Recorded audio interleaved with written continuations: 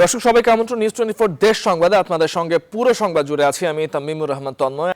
দেশের দক্ষিণ পশ্চিমাঞ্চলে আঘাত হেনেছে করোনার থাবা। করোনার বিস্তার থামানো যাচ্ছে না কোনোভাবেই। বিশেষ করে সীমান্তবর্তী জেলা খুলনা, যশোর ও সাতক্ষীরায় করোনা পরিস্থিতি নিয়ন্ত্রণের বাইরে চলে যাচ্ছে। গেল 24 ঘন্টায় নতুন করে খুলনা, বাগেরহাট, যশোর ও সাতক্ষীরায় 322 জনের করোনা শনাক্ত হয়েছে। পরিস্থিতি সামাল দিতে বিভিন্ন স্থানে কঠোর বিধিনিষেধ আরোপ করা হয়েছে। তারপরও পরিস্থিতির উন্নতি হচ্ছে না সে সমস্ত জেলাগুলোতে। শামসুজ্জামান শাহিনের তথ্যচিত্রে ডেস্ক রিপোর্ট। হু হু করে বাড়ছে দেশের দক্ষিণ পশ্চিমাঞ্চলে করোনা সংক্রমণ। জেলাভিত্তিক তথ্য বিশ্লেষণে দেখা যায় বিভাগের 10 জেলার মধ্যে করোনা আক্রান্ত ও মৃত্যুর দিক থেকে খুলনা জেলা শীর্ষে। এ পর্যন্ত খুলনায় করোনা শনাক্ত হয়েছে 10,899 জন। আক্রান্ত হয়ে মারা গেছেন 185 জন। এছাড়া যশোরে 7,556 জন, কুষ্টিয়ায় 5,254 জন, বাগেরহাটে 1,860 জন এবং সাতক্ষীরায় 2,001 জন করোনা রোগী শনাক্ত হয়েছেন। সীমান্তবর্তী জেলাগুলোয় করোনা সংক্রমণ আতঙ্ক ছড়াচ্ছে। আজকে সকালে আনছে বাসায় দিয়ে অসুস্থই পড়ছে বেশি, আমার নিঃশ্বাস নিতে কষ্ট হচ্ছে। 2-3 দিন যাবত শ্বাসকষ্ট দেখা দিয়েছে আর তাপ অল্প আছে। বিভাগীয় শহর হওয়ায় খুলনার ডেডিকেটেড হাসপাতালে রোগীর চাপ বেশি। 100 শয্যার করোনা ডেডিকেটেড হাসপাতালে প্রতিদিন রোগী ভর্তি থাকছেন 115 থেকে 125 জন। মুমূর্ষু রোগীর চিকিৎসায় জায়গা মিলছে না হাসপাতালের নিবিড় পরিচর্যা কেন্দ্র, আইসিইউ ও এইচডিইউতে। শয্যা সংকটের পাশাপাশি চাপ বাড়ছে অক্সিজেন সরবরাহেও। পাইপলাইনে যে অক্সিজেন এবং সিলিন্ডার সমন্বয় করে আমরা এখনো চালু রাখছি, কিন্তু এর থেকে রোগীর চাপ বেড়ে গেলে আমাদের যদি দ্বিতীয় প্ল্যান্টটা স্থাপন না করা যায় তাহলে আমাদের সংকট দেখা দিতে পারে। হাসপাতাল কর্তৃপক্ষ বলছেন চাপ সামলাতে এখানে 30 থেকে 50 শয্যার আরেকটি ইউনিট প্রস্তুত করা হয়েছে, কিন্তু লোকবলের অভাবে চালু করা যাচ্ছে না। 116 জনের যদি আমাদের বরাদ্দ করা হয় তাহলে আমরা আরেকটা হসপিটাল বা কোনো একটা জায়গায় আরো 50টা বেড অন্তত আমরা শুরু করার জায়গায় যেতে পারি। তবে বিভিন্ন জেলায় একই সাথে সংক্রমণ বাড়তে থাকায় খুলনা ডেডিকেটেড হাসপাতালে এই মুহূর্তে চিকিৎসক দেওয়া সম্ভব নয় বলে জানিয়েছেন বিভাগীয় স্বাস্থ্য কর্মকর্তা। অন্য জেলা থেকে অনেক জেলা থেকেই ডাক্তার আপনার থেকে ওই যে আমাদের ঢাকায় এএনসিসি হসপিটালে নিয়ে গেছে। তাছাড়া এখন আমার কোনো উপজেলাতেই আমি আমার অন্য জেলার উপজেলাতে হাত দিতে পারছি না। খুলনায় সংক্রমণ বাড়লেও মানুষের মধ্যে স্বাস্থ্যবিধি মানতে দেখা যায়নি। এখনই এই বিষয়ে সচেতন না হলে পরিস্থিতি নিয়ন্ত্রণের বাইরে যাবে বলে মনে করছেন স্বাস্থ্য বিশেষজ্ঞরা। Desk report, news 24। এদিকে করোনা সংক্রমণ রোধে সাতক্ষীরা সহ বিভিন্ন জেলা এলাকা ভিত্তিক লকডাউন চলমান রয়েছে। তবে লকডাউন ঘোষিত এলাকায় স্বাস্থ্যবিধি উপেক্ষা করেই চলেছে অনেকে। রাজশাহী মেডিকেল কলেজ হাসপাতালের করোনা ইউনিটে গত 24 ঘন্টায় আরো 8 জনের মৃত্যু হয়েছে। এদের মধ্যে 3 জন করোনা শনাক্ত হওয়ার পর মারা যান। এদের 2 জনের বাড়ি চাঁপাইনবাবগঞ্জে এবং 1 জন রাজশাহীর। বাকিরা মারা যান নমুনা পরীক্ষার আগে চিকিৎসাধীন অবস্থায়। সাতক্ষীরায় সংক্রমণের হার 53% থেকে বৃদ্ধি পেয়ে দাঁড়িয়েছে 55%। করোনা সংক্রমণ রোধে যশোর পৌরসভার 2টি ও নোয়াপাড়া পৌরসভার 2টি ওয়ার্ডে বিশেষ বিধিনিষেধ আরোপ করেছেন জেলা প্রশাসন। এছাড়া নওগাঁ পৌরসভা ও নিয়ামতপুর উপজেলায় সর্বাত্মক লকডাউন ও জেলার আরো 3টি উপজেলায় কঠোর বিধিনিষেধ চলছে।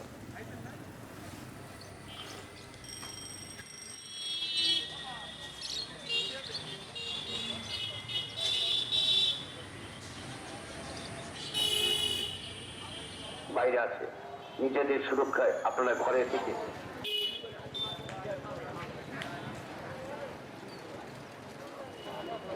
দর্শক, করোনার ব্যাপারে বিস্তারিত জানাতে আমাদের সঙ্গে কুষ্টিয়া এবং যশোর থেকে যুক্ত হচ্ছেন সহকর্মীরা। শুরুতে যুক্ত হতে চাই যশোরে, সেখানে রয়েছেন আমাদের সহকর্মী রিপন হোসেন। রিপন, জানতে চাই আপনার কাছে, এখনো তো করোনা সংক্রমণ বেড়েই চলেছে, মানুষ বিধিনিষেধ কতটা মানছে সেখানে আপনি কি দেখতে পাচ্ছেন?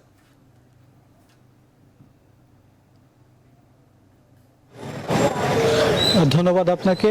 পুলিশ প্রশাসন, স্থানীয় প্রশাসন এবং স্বাস্থ্য বিভাগের যৌথ প্রচেষ্টায় কিন্তু কিছুতেই মানুষ যে স্বাস্থ্যবিধি মানার কোনো বালাই আমরা দেখতে পারছি না। তারা প্রশাসন পক্ষ থেকে বিভিন্ন পদক্ষেপ নেওয়া হয়েছে, আসলে মাঠের বাস্তবতায় যেটি আমরা দেখছি কোনোভাবেই সাধারণ মানুষ স্বাস্থ্য যে বিধি সেটি মানছে না। আপনাকে যদি একটু করোনার তথ্য দিয়ে রাখি, যশোরে গত 24 ঘন্টায় যশোর বিজ্ঞান ও প্রযুক্তি বিশ্ববিদ্যালয়ে 85 জনের শনাক্ত হয়েছে এবং গতকালকে আমরা দেখেছি যে নমুনা ছিল সেই নমুনা পরীক্ষা করে 104 জন এবং তার আগের দিন 105 জন, এই মিলিয়ে এই সপ্তাহে 483 জন পজিটিভ হয়েছে এবং গড় যদি হয় তাহলে প্রায় 69 ভাগ দাঁড়িয়েছে। এই অবস্থায় কিন্তু প্রশাসন আরও কঠোর পদক্ষেপ নিতে যাচ্ছে এমনটি কিন্তু আমরা জানতে পেরেছি। তারা বলছে যে হয়তো বা কঠোর লকডাউনের দিকে তারা যাবেন, কারণ সীমান্তবর্তী যে জেলায় কিন্তু দিন গেলে আমরা দেখছি যে করোনার আক্রান্ত রোগীর সংখ্যা বাড়ছে, হাসপাতালে রোগীর সংখ্যা বাড়ছে, যে আইসিইউ 3টি বেড রয়েছে সেই 3টি বেডও কিন্তু পরিপূর্ণ রয়েছে। ফলে সাধারণ মানুষ কিছুতেই যে তাদের স্বাস্থ্যবিধি সেটি না মানার কারণে প্রশাসন আরও কড়াকড়ির দিকে যেতে পারে এমনটি কিন্তু আমরা জানিয়েছি। আমি কথা বলেছি সিভিল সার্জনের সাথে, তিনি যেটি বলেছেন যে তারা পরামর্শ দিচ্ছেন প্রশাসন এবং অন্যান্য কর্মকর্তাদের তারা আরও কঠোর অবস্থানে যাওয়ার জন্য। তো সব মিলে এই ছিল যশোর থেকে আমার কাছে সর্বশেষ। আমাদের আরেক সহকর্মী রয়েছে কুষ্টিয়ায়, সেখানকার খবর জানবো। জাহিদ। ধন্যবাদ রিপন। আমি আপনাকে জানিয়ে রাখি যে কুষ্টিয়াতেও কিন্তু এখন পর্যন্ত লকডাউন দেওয়া হয়নি, তবে প্রশাসন কঠোর বিধিনিষেধ আরোপ করেছে। কুষ্টিয়া জেলা প্রশাসন যে বিধিনিষেধগুলো আরোপ করেছে তার মধ্যে অন্যতম হচ্ছে যে মানুষ যেন মাস্ক পরা যে বাধ্যতামূলক এই বিষয়টি যেন নিশ্চিত করা হয়, সেই বিষয়ে কিন্তু গত কয়েকদিন ধরে প্রশাসন নানাভাবে অভিযান চালাচ্ছে। বিশেষ করে পুলিশ প্রশাসন তারা কিন্তু শহরের প্রবেশ যে মুখ সেই মুখগুলোতে তারা কিন্তু গত 2-3 দিন ধরে আমরা দেখছি যে তারা মানুষদের চলাচল নিয়ন্ত্রণ করার চেষ্টা করছে, যে যারা মাস্ক পরে নেই তারা যাতে শহরে প্রবেশ করতে না পারে। আমি আপনাকে জানিয়ে রাখি যে কুষ্টিয়া শহর কিন্তু করোনার মূল কেন্দ্রবিন্দু। যদিও কুষ্টিয়ায় দৌলতপুর উপজেলায় 47 কিলোমিটার সীমান্ত রয়েছে, ভারত সীমান্ত, সেই 47 কিলোমিটারের মধ্যে প্রায় অর্ধেকটি অরক্ষিত আছে, মানে সীমানা প্রাচীর নেই, কাঁটাতারের বেড়া নেই, সেখানে মানুষের অবাধ যাতায়াত আছে, সেখানে কিন্তু করোনার অতটা প্রকোপ নেই। আমি যদি গতকালের হিসাবও বলি যে গতকাল 24 ঘন্টায় কুষ্টিয়াতে যে 50 জন করোনা শনাক্ত হয়েছে, সেখানে দৌলতপুর উপজেলায় মাত্র 1 জন করোনা শনাক্ত হয়েছে। আমি কুষ্টিয়া জেলা প্রশাসক মোহাম্মদ সাইদুল ইসলামের সঙ্গে কথা বলেছি, উনি বলেছেন যে তারা যে বিধিনিষেধগুলো দিয়েছে সেগুলো যাতে কঠোরভাবে প্রতিপালন করা হয় সেই ব্যাপারে তারা কিন্তু সজাগ থাকবেন এবং প্রতিনিয়ত তারা অভিযান চালাচ্ছেন। কিন্তু আমরা শহরের মধ্যে যেটা দেখছি যে এই শহরের মধ্যে মানুষ একেবারেই তার স্বাস্থ্যবিধি মানছেন না, তারা ঠিকমতো কেউ মাস্ক পরেন না, যারা মাস্ক 2-1 মুখে দিচ্ছেন তারাও কিন্তু মাস্ক নাক এবং মুখের নিচে নামিয়ে রাখছেন।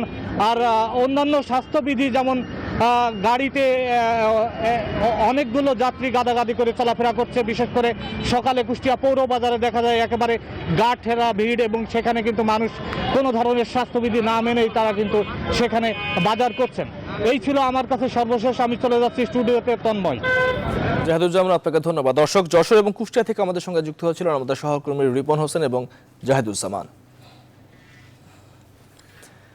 সীমান্তবর্তী জেলাগুলোর করোনা পরিস্থিতির কারণে অনিশ্চয়তায় পড়েছে রাজশাহী বিশ্ববিদ্যালয়ে শুরু হতে যাওয়া স্থগিত পরীক্ষা। আগামী 20 জুন থেকে পরীক্ষার্থীদের উপস্থিতিতে পরীক্ষা হওয়ার কথা আছে। যদিও পরীক্ষা পেছানোর ইঙ্গিত দিয়ে বিষয়টি নতুন করে ভাবার কথা জানিয়েছেন ভারপ্রাপ্ত উপাচার্য। রাজশাহী থেকে কাজী শাহেদ জানাচ্ছেন বিস্তারিত। বিশ্ববিদ্যালয় খোলার দাবি নিয়ে অনেক দিন থেকে আন্দোলনে শিক্ষার্থীরা সেশন জট কমানো আর স্থগিত হওয়া পরীক্ষাগুলো শেষ করতে চায় বিশ্ববিদ্যালয় প্রশাসন। কিন্তু নতুন বাধা 3 জেলার করোনার ঊর্ধ্বমুখী প্রবণতা, তাই নতুন করে ভাবতে হচ্ছে পরীক্ষা নিয়ে। শিক্ষকরা বলছেন দীর্ঘ বিরতির কারণে ক্ষতিগ্রস্ত হচ্ছেন শিক্ষার্থীরা। পরীক্ষার দিনক্ষণ ঘোষণা আশাব্যঞ্জক। বর্তমান করোনা পরিস্থিতির কারণে শিক্ষার্থীদের স্বাস্থ্য ঝুঁকির বিষয়টিও ভাবতে হবে। সীমান্তবর্তী এলাকা আমরা বসবাস করি, বিশেষ করে রাজশাহী, নওগাঁ, চাঁপাইনবাবগঞ্জ, সাতক্ষীরা, খুলনা, যশোর, এই এলাকায় প্রচুর ছাত্রছাত্রী আমাদের আছে যারা পরীক্ষায় অংশগ্রহণ করবে। সেই এলাকায় এই মুহূর্তে যে কোভিড পরিস্থিতি সেটা কিন্তু আমাদের বিবেচনা করতে হবে। 4th ইয়ারের গ্রাজুয়েশন এবং MBA এর গ্রাজুয়েশনটা আটকে আছে যাদের, তারা ভীষণ ঝুঁকির মধ্যে পড়েছে। সুতরাং সেটিকে আমাদের কন্টিনিউ করাটা এখানে খুবই যৌক্তিক। পরীক্ষা দ্রুত সময়ে শেষ করতে চাইলেও উদ্বেগে আছেন শিক্ষার্থীরা। বলছেন দীর্ঘ সময় পরীক্ষা না হওয়ায় সমস্যায় পড়েছেন তারা। বর্তমান অবস্থায় মেসে থেকে পরীক্ষা দেওয়াও কঠিন। এছাড়া দীর্ঘ সময়ের হল ভাড়া সহ অন্যান্য ফি মওকুফ চান। এমন অবস্থায় যদি খারাপ হতে থাকে তাহলে আমাদের মেসে থেকে পরীক্ষা দেওয়া আমাদের জন্য একটু কঠিনই হয়ে যাচ্ছে। এটা কন্ট্রোলের মধ্যে থাকবে না, তখন এক্সামটা আমাদের পিছিয়ে দেওয়াই বেটার মনে হবে। ভারপ্রাপ্ত উপাচার্য বলছেন পরীক্ষার দিনক্ষণ ঘোষণা করা হয়েছে, তবে সীমান্তবর্তী জেলাগুলোর বর্তমান অবস্থা বিবেচনায় তারাও এ নিয়ে ভাবছেন। যদি পরিস্থিতি অনুকূলে না থাকে, পরিস্থিতি যদি আরো খারাপ করে, তাহলে হয়তোবা আমরা ডেটটা পিছিয়ে দিতে পারি।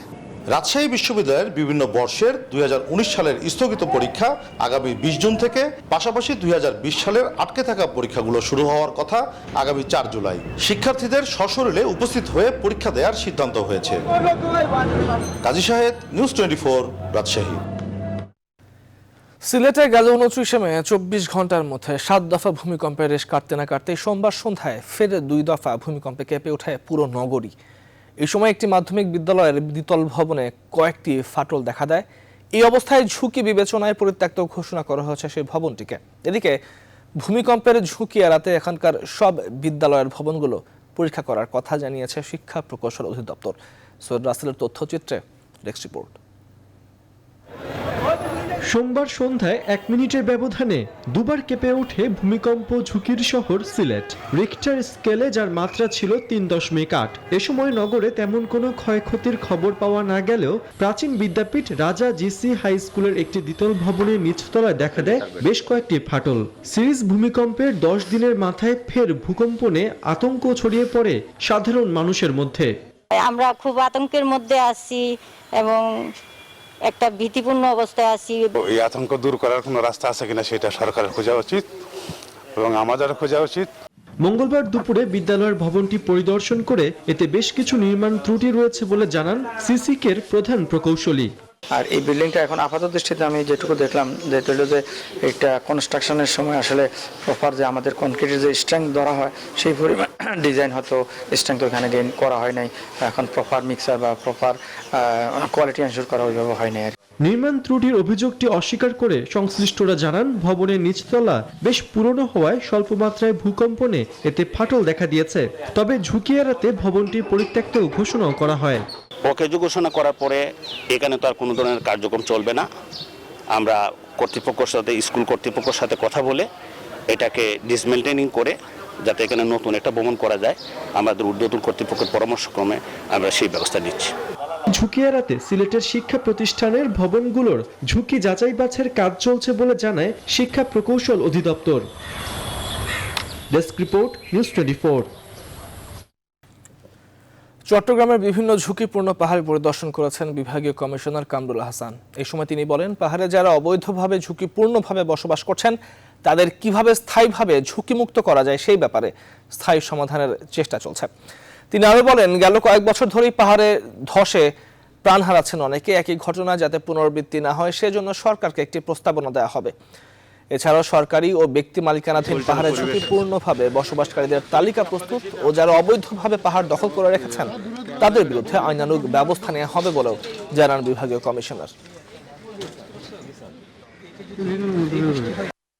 কিভাবে কাজ করলে পরে এই লোকগুলোকে স্থায়ীভাবে বাঁচানো যায়, পাহাড় রক্ষা হয়, পরিবেশ রক্ষা হয় এবং এখানে যারা বসবাস করে তাদের যেন লাইভ রক্ষা হয়, এই জন্যই মূলত আমরা দেখে যাচ্ছি। নিউজ 24 দেশ সংবাদের এই পর্যায়ে নিচ্ছি বিরতির সংবাদ। ফিরছি বিরতির পর, সঙ্গে থাকুন। স্বাগত আর একবার, আপনারা দেখছেন নিউজ 24 দেশ সংবাদ। দখলদারদের দাপটে চট্টগ্রামে গেল 50 বছরে গায়েব হয়েছে 49টি খাল। ভরাট করে বাড়ি ঘর নির্মাণ করেই হারিয়ে গেছে হিজড়া খাল সহ অসংখ্য শাখা প্রশাখা খালও। আবারও কোনো কোনো খাল পরিণত হয়েছে ময়লার ভাগাড়ে। তাই একটু বৃষ্টিতেই তলিয়ে যায় চট্টগ্রাম শহর। সিডিএর মেগা প্রকল্পেরও নেই কোনো সুফল। তাই জলাবদ্ধতা নিরসনে বদ্দারহাট বারুইপাড়ায় নতুন খাল খনন করতে চায় সিটি কর্পোরেশন। চট্টগ্রাম থেকে আরও জানাচ্ছেন নয়ন বড়ুয়া জয়। বঙ্গোপসাগর, কর্ণফুলী ও হালদা নদীঘেরা শহর চট্টগ্রাম। বৃষ্টির পানি অতি সহজেই খাল নালা দিয়ে কর্ণফুলী ও হালদা হয়ে বঙ্গোপসাগরে চলে যাওয়ার কথা। সেখানে এখন বড় বাধা খাল দখল। রেকর্ড বলছে চট্টগ্রামের শাখা প্রশাখা মিলে খালের সংখ্যা 118টি, ক্রমান্বয়ে ভরাট হয়ে বিলুপ্ত হতে হতে এখন আছে 35টির মতো, তাও আবার দখল দূষণে মৃতপ্রায়। 1995 এর মাস্টার প্ল্যানে কতগুলি বিষয় এখানে উল্লেখ ছিল, যেমন বারুইপাড়ার খাল, যে প্রকল্পটি সিটি কর্পোরেশন বারবার চেষ্টা করেও করতে পারছে না ভূমি অধিগ্রহণের জটিলতার জন্য। একের পর এক প্রকল্পেও মিলছে না তেমন সুফল। শুধু বৃষ্টি নয়, প্রতিদিন দুবার জোয়ারের পানিতেও তলিয়ে যায় নগরীর অনেকটা এলাকা। চারিদিকে যে হারে বিল্ডিং ইমারত নির্মাণ হচ্ছে, কিন্তু খালগুলো আর বেড়ে নাই। আমরা এখন একমাত্র হালের পানি মারতে আছে আমাদেরকে। বিশ্বডিন যেটা বড় খাল করার কথা ছিল, ওটা যদি করলে আমাদের দাবিটা শেষ। চট্টগ্রাম সিটি মেয়র বলছেন, বৃষ্টির পানি নিষ্কাশনের জন্য বহদ্দার হাট, বারুইপাড়া ও বাকলিয়ায় নতুন খাল খনন করা হবে। নতুন খাল না হলে চট্টগ্রামে আমরা জলবদ্ধতা থেকে মুক্ত হতে পারবো না। আমরা আবার এটা মন্ত্রণালয়ে পাঠিয়েছি এবং সেখান থেকে একে পাস হলে হয়তো বর্ষা মৌসুমের পরে আমরা এটা কাজ ধরতে পারবো। তবে খাল দখল মুক্ত না করে সিটি কর্পোরেশনের নতুন খাল খননেও জলাবদ্ধতা নিরসন হবে না বললেন নগর বিশ্লেষকরা। নয়ন বড়ুয়া জয়, নিউজ 24, চট্টগ্রাম। দেশের আমদানি রপ্তানি বাণিজ্যের দ্বিতীয় আন্তর্জাতিক সামুদ্রিক বন্দর মংলা। 70 বছরের মধ্যে বাণিজ্যিক জাহাজ আগমনের সব রেকর্ড ভেঙে দিয়েছে এই বন্দর। করোনা মহামারীর মধ্যেও চলতি অর্থ বছরের 1 মাস বাকি থাকতেই অতীতের সব রেকর্ড ভেঙে 913টি বাণিজ্যিক জাহাজ নোঙর করেছে এই বন্দরে। আর মাত্র 87টি জাহাজ ভিড়লেই 1000 জাহাজ আগমনের নতুন মাইলফলক স্পর্শ করবে মংলা বন্দর। শেখ আহসানুল করিমের তথ্যচিত্রে ডেস্ক রিপোর্ট। দেশের দ্বিতীয় সামুদ্রিক বন্দর মোংলা। করোনা মহামারীর মধ্যে বিশ্ব অর্থনীতিতে যখন ধস নেমেছে, ঠিক সেই সময়ে উল্টো চিত্র দেখা গেল দেশের দ্বিতীয় সামুদ্রিক বন্দর মোংলায়। বঙ্গোপসাগর থেকে 75 নটিক্যাল মাইল দূরে বাগেরহাট জেলার মোংলায় পশুর নদী তীরে এই বন্দরটি প্রতিষ্ঠার 70 বছরের অতীতের সব রেকর্ড ভেঙে চলতি অর্থবছরের 1 মাস বাকি থাকতেই 913টি বাণিজ্যিক জাহাজ আগমন করেছে বন্দরে। করোনা মহামারীর ধকল ছাপিয়ে চলতি অর্থ বছরের 1 মাস বাকি থাকতেই জাহাজ আগমনের রেকর্ড ভাঙার পাশাপাশি কার্গো হ্যান্ডেলিং এ 12.56 লাখ মেট্রিক টন পণ্য সহ কন্টেইনার হ্যান্ডেলিং করেছে 39,777 টিইউস। সব মিলিয়ে চলতি অর্থ বছরে 340 কোটি টাকার রাজস্ব আয় হবে বলে আশা বন্দর কর্তৃপক্ষের। 2018 অর্থ বছরে জাহাজের সংখ্যা ছিল 912টি এবং পণ্য হ্যান্ডেলিং ছিল 1,13 লক্ষ মেট্রিক টন। আমরা আশা করছি আগামী জুনে আমরা প্রায় 900,000-এর কাছাকাছি আমরা জাহাজ হ্যান্ডেলিং করতে পারবো। 20-21 অর্থ বছরে অর্থাৎ 30শে জুন পর্যন্ত 340 কোটি টাকা আয় হবে বলে আমরা আশা করছি। এদিকে করোনার ধাক্কা সামলিয়ে বন্দরের অর্থনৈতিক চাকা সচল রাখতে কঠোরভাবে স্বাস্থ্যবিধি মনিটরিং করার পাশাপাশি 24 ঘন্টা সেবা দেওয়ার কথা জানিয়েছেন মোংলা বন্দর কর্তৃপক্ষ। বন্দরের কার্যক্রম কোভিড পরিস্থিতিতে চলমান রয়েছে। এই পর্যন্ত যে অর্থ বছরের যে টার্গেট ছিল তার চেয়ে আমরা ইতিমধ্যে সেটা অতিক্রম করেছি। কোভিড পরিস্থিতিতে আমরা সকল প্রস্তুতি নিয়েছি। আমাদের যারা শ্রমিক কাজ করছে, অপারেটর যারা কাজ করছে, সবাই স্বাস্থ্যবিধি মেনে কাজ করে যায়। করোনা সংক্রমণের কারণে বিশ্বের ব্যবসা বাণিজ্য অর্থনীতিতে স্থবিরতা নেমে আসলেও মোংলা বন্দরের কার্যক্রম ছিল স্বাভাবিক। Desk report, news 24। বৃষ্টি ও টোল আদায় বন্ধের কারণে যমুনা সেতুর পূর্ব পারে ঢাকা টাঙ্গাইল মহাসড়কে যানজট তৈরি হয়েছে। সোমবার রাত থেকে মঙ্গলবার ভোর পর্যন্ত কয়েক দফা বঙ্গবন্ধু সেতুতে টোল আদায় বন্ধ রাখা হয়। এছাড়াও রাতে এবং দিনে বৃষ্টির কারণে মহাসড়কে ধীর গতিতে চলে গাড়ি। এছাড়াও সেতুর পশ্চিম পারে মহাসড়ক সংস্কার কাজ চলমান। সব মিলিয়ে পূর্ব পার থেকে টাঙ্গাইলের কালিহাতী উপজেলার এলেঙ্গা পর্যন্ত 15 কিলোমিটার অংশে থেমে থেমে যানজট তৈরি হয়। এতে ভোগান্তিতে পড়েন উত্তরবঙ্গের যাত্রীরা।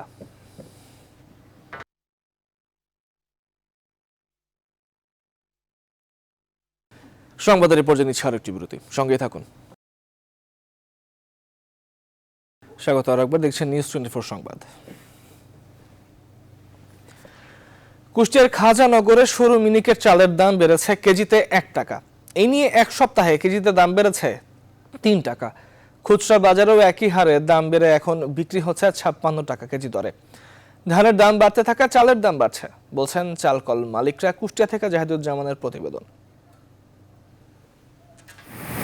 আরেক দফা বাড়ানো হয়েছে সরু মিনিকেট চালের দাম। মিলগেটে বিক্রি হচ্ছে 53 টাকা কেজি দরে। মিল মালিক ও ব্যবসায়ীরা বলছেন ধানের দাম প্রতিনিয়ত বেড়ে চলেছে। প্রতিমন চিকন ধান কিনতে হচ্ছে 1200 টাকার উপরে। এবার কিন্তু ধানের লোডের পরিমাণ খুবই কম, চাষিরা ধান বিক্রি কম করছে। ধান যেহেতু গভর্নমেন্টের রেট বেশি করে রেখেছে, তো চাষি তো আর কম দামে ধান বিক্রি করবে না।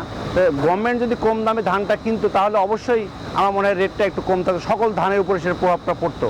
মিলগেটে বাড়ানো চালের দামের প্রভাব গিয়ে পড়ছে খুচরা বাজারে। মিনিকেট চাল বিক্রি হচ্ছে 56 টাকা কেজি। মনিটরিং এর দায়িত্ব যাদের, দাম বাড়ার খবরই জানা নেই তাদের। আজ বাড়াইছে কিন্তু সেই খবরটা আমাদের পর্যন্ত এখনো আসে নাই। তবে আমরা দেখলাম যে বেশ কিছুদিন ধরে চালের দাম স্থিতিশীল আছে এবং সেইভাবেই চলতেছে। যদি কেউ অসৎ উপায়ে বেশি মুনাফা অর্জন করতে চায় বা করে, তার বিরুদ্ধে ব্যবস্থা নেওয়ার জন্য আমরা প্রয়োজনীয় আইনগত ব্যবস্থা নেব। চালের দাম অস্বাভাবিক হারে বেড়ে গেলেই ভূমিকায় দেখা যায় প্রশাসনকে। ধান চালের বাজার নিয়ন্ত্রণ করতে সারা বছর সার্বক্ষণিক মনিটরিং এর কথা বলছেন সংশ্লিষ্টরা। তারা বলছেন এই খাজানগরে যদি মনিটরিং সেল বসিয়ে হলেও এই নিয়ন্ত্রণ করা যায় তাহলে ধান চালের দামের মধ্যে একটা সমন্বয় সৃষ্টি হবে। জাহিদুজ্জামান, নিউজ 24, কুষ্টিয়া। যশোর এক সপ্তাহের ব্যবধানে লিটার প্রতি সয়াবিন তেলের দাম বেড়েছে 8 টাকা। ক্রেতাদের অভিযোগ, করোনা মহামারীর এই সময়েও দফায় দফায় নিত্যপণ্যের দাম বেড়েই চলেছে। এই অবস্থায় বাজার মনিটরিং এর জোর দাবিও জানান তারা। রিপন হোসেনের তথ্যচিত্রে আরেকটি ডেস্ক রিপোর্ট। আবারও অস্থির হয়ে উঠেছে ভোজ্য তেলের বাজার। যশোরের বিভিন্ন বাজারে গেল এক সপ্তাহের ব্যবধানে প্রতি লিটার সয়াবিন তেলের দাম বেড়েছে 8 টাকা। এক সপ্তাহের আগে 1 লিটার সয়াবিন তেল বিক্রি হয়েছে 130 টাকা, বর্তমানে তা বিক্রি হচ্ছে 138 টাকা। আর 119 টাকার পাম অয়েল বিক্রি হচ্ছে 125 টাকা। ক্রেতাদের অভিযোগ, এক শ্রেণীর অসাধু ব্যবসায়ী সিন্ডিকেটের মাধ্যমে তেলের দাম বৃদ্ধি করছে। করোনা মহামারীর এই সময়ে আয় রোজগার না বাড়লেও দফায় দফায় নিত্য পণ্যের দাম বৃদ্ধিতে বিপাকে পড়েছেন তারা। তেলের দাম সব বাড়তি, আমরা আছে গরিব মানুষ, 1 কেজি তেলের জায়গায় হাফ কেজি কিনা লাগতেছে। আমাদের মজুরি যদি 100 টাকা থাকে, যদি দাম 200 টাকা, তাহলে তো আমাদের জন্য তখন কষ্টকর হয়ে যায়। প্রশাসনের পক্ষ থেকে বাজারটা মনিটরিং করা হয় এবং সবসময় যেন জিনিসটা নিয়ন্ত্রণের ভিতরে থাকে। ব্যবসায়ীরা বলছেন, চাহিদার তুলনায় পাইকারি বাজারে সয়াবিন তেলের সরবরাহ কম, এই কারণে বেশি দামে কিনতে হচ্ছে তাদের। আন্তর্জাতিক বাজারে বাড়তি তো, যার কারণে আর কি বাড়ছে। এটা আমাদের কথা না আর কি, যারা হোলসেলার তাদের কথা। আমাদের তো কিনা যেরকম আসতেছে সেরকম আমাদের বেচতে আসছে। সংশ্লিষ্টরা বলছেন, আন্তর্জাতিক বাজারে সয়াবিন তেলের বাড়তি দর থাকায় দেশের বাজারে প্রভাব পড়েছে। সয়াবিন বৈশ্বিক বাজারেও মূল্যটা বৃদ্ধি পায়, কিন্তু বৃদ্ধি পেয়েছে। তবে আমরা লোকালি কিন্তু তাদের চাপের মুখে রেখেছি এবং তাদের রেজিস্টার খাতাপত্র আমরা যথারীতি পরিদর্শন করছি। আশা করি আমরা অযৌক্তিক মূল্যে কাউকে বিক্রি করতে দেব না। তেলের বাজার নিয়ন্ত্রণে প্রতিনিয়ত বাজার মনিটরিং সহ সব ধরনের পদক্ষেপ নেবে প্রশাসন, এমন দাবি ভোক্তাদের। Desk report, news 24। করোনা আক্রান্তদের চিকিৎসায় রাজশাহী মেডিকেল কলেজ হাসপাতালকে 2টি অত্যাধুনিক ভেন্টিলেটর সহ হাই ফ্লো নেজাল ক্যানোলা সহ বিভিন্ন যন্ত্রপাতি দিয়েছে রাজশাহী সিটি কর্পোরেশনের মেয়র AHM খায়রুজ্জামান লিটন। সোমবার বিকেলে নগর ভবনের মেয়রের দপ্তর কক্ষে 2টি ভেন্টিলেটর সহ high flow nasal cannula system যন্ত্রপাতির সমপরিমাণ মূল্য বাবদ 30,50,000 টাকার চেক হস্তান্তর করেন তিনি।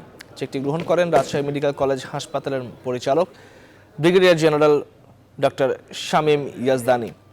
রাশিকের অর্থায়নে কেনা 2টি অত্যাধুনিক ভেন্টিলেটর রামেক হাসপাতালের আইসিইউতে এরই মধ্যে যুক্ত করা হয়েছে।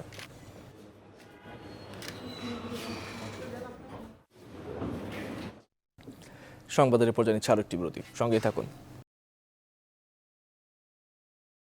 স্বাগত আরো একবার, দেখছেন নিউজ 24 দেশ সংবাদ। হবিগঞ্জের মা ও শিশু কল্যাণ কেন্দ্রে ঝুঁকি নিয়ে চলছে চিকিৎসা কার্যক্রম। অভিযোগ রয়েছে, দীর্ঘদিন সংস্কারের অভাবে এই ভবনের বিভিন্ন স্থানের পলেস্তরা ও ছাদ দেয়ালের অংশ খসে পড়েছে। আর জরাজীর্ণ এই ভবনেই প্রতিনিয়ত চিকিৎসা দেওয়া হচ্ছে এলাকাবাসীদের। যে কোনো সময় বড় ধরনের দুর্ঘটনার আশঙ্কা চিকিৎসক ও নার্সদের। নতুন ভবন নির্মাণের দাবিও জানিয়েছেন তারা। শ্রীকান্ত গোপের তথ্যচিত্রে ডেস্ক রিপোর্ট। হবিগঞ্জ জেলা মা ও শিশু কল্যাণ কেন্দ্র প্রতিষ্ঠা করা হয় 1965 সালে। এই কেন্দ্রে বিনামূল্যে চিকিৎসা দেওয়া হয়। অভিযোগ রয়েছে দীর্ঘদিন সংস্কারের অভাবে এ ভবনের বিভিন্ন স্থানের পলেস্তারা ও ছাদ দেয়ালের অংশ খসে পড়েছে। দেয়ালে ফাটল সৃষ্টি হয়, সামান্য বৃষ্টি হলেই অপারেশন থিয়েটারে পানি পড়ে। চিকিৎসক ও নার্সরা জানান, জরাজীর্ণ এই ভবনে ঝুঁকিপূর্ণভাবেই প্রতিনিয়ত চিকিৎসা সেবা দিচ্ছেন তারা। এই অবস্থায় যে কোনো সময় বড় ধরনের দুর্ঘটনার আশঙ্কায় তারা। বিল্ডিংটাও ড্যাম হয়ে গিয়েছে, ওটি থেকে পানি পড়ে, পোস্ট অপারেটিভ রুমে রুগীদের থাকতে অসুবিধা হয়, সেখান থেকেও পানি পড়ে। স্টোর দোতলায়, স্টোরে পানি লিক করে, যে কারণে অনেক ওষুধ এবং ওটির অনেক মূল্যবান যন্ত্রপাতি বিভিন্ন সময় নষ্ট হয়ে যায়। এইদিকে পানি পড়ে, তারপর টেবিলটা কাগজ পড়ে মেশিন জোড়াই পানি পড়লে তো বেশি সমস্যা হয়। 24 ঘন্টা একটা ডিউটি চলে, কিন্তু ডিউটি করতে গিয়ে মানে সবসময় মনে হয় একটা আতঙ্কতা থাকে, কোন সময় জানি ভূমিকম্প আসছে আমাদের বিল্ডিংটা হয়ে যায়। ঝুঁকিপূর্ণ ভবনের কথা স্বীকার করে সংশ্লিষ্টরা বলছেন, এই কেন্দ্রে রোগীদের চিকিৎসা সেবা নিশ্চিতে সব ধরনের চেষ্টা অব্যাহত রয়েছে। আমরা বারবারই রিপেয়ার মেইনটেনেন্সে দিচ্ছি, ওনারা করতেছে, করার পরে কিছুদিন ভালো থাকে, আবার সমস্যা হয়। মানে এটা বেশি পুরাতন ভবন, পানি পরে, ড্যাম্প রুম, তারপরেও আমাদের কার্যক্রম মেনে আমরা কাজ চালিয়ে যাচ্ছি। হবিগঞ্জের মা ও শিশু কল্যাণ কেন্দ্রে নতুন ভবন নির্মাণে সব ধরনের উদ্যোগ নেবে সরকার, এমন প্রত্যাশা রোগী, চিকিৎসক সহ সবার। Desk report, news 24। হোটেলে নিম্নমানের খাবার খেয়ে জামালপুরের সরিষাবাড়িতে অর্ধশতাধিক মানুষ অসুস্থ হয়ে পড়েছেন। সোমবার রাতে এই ঘটনা ঘটে। অসুস্থদের সরিষাবাড়ি উপজেলা স্বাস্থ্য কমপ্লেক্সে ভর্তি করা হয়। স্থানীয়রা জানান, রোববার সকালে পৌর এলাকার পঞ্চবীর বাজার এলাকায় একটি খাবারের দোকানে নাস্তা করানো এলাকার কিছু মানুষ, তার দুপুরের পর থেকে তাদের শারীরিক অবস্থা খারাপ হতে থাকে। বিকেল থেকে একে একে রোগী ভর্তি হন হাসপাতালে। খাবারের কারণে অবস্থা হয়ে থাকতে পারে বলে ধারণা স্বাস্থ্য কমপ্লেক্স চিকিৎসকদের।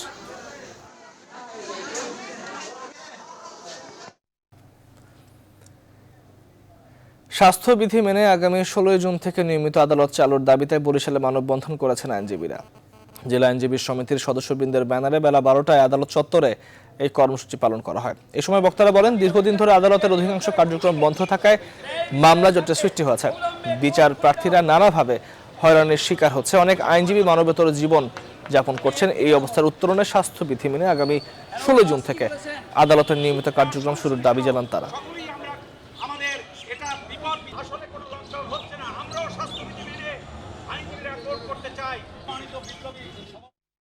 দর্শক, শেষ করছে এখনকার নিউজ 24 দেশ সংবাদ। সঙ্গে থাকবার জন্য এতক্ষণ ধন্যবাদ সবাইকে।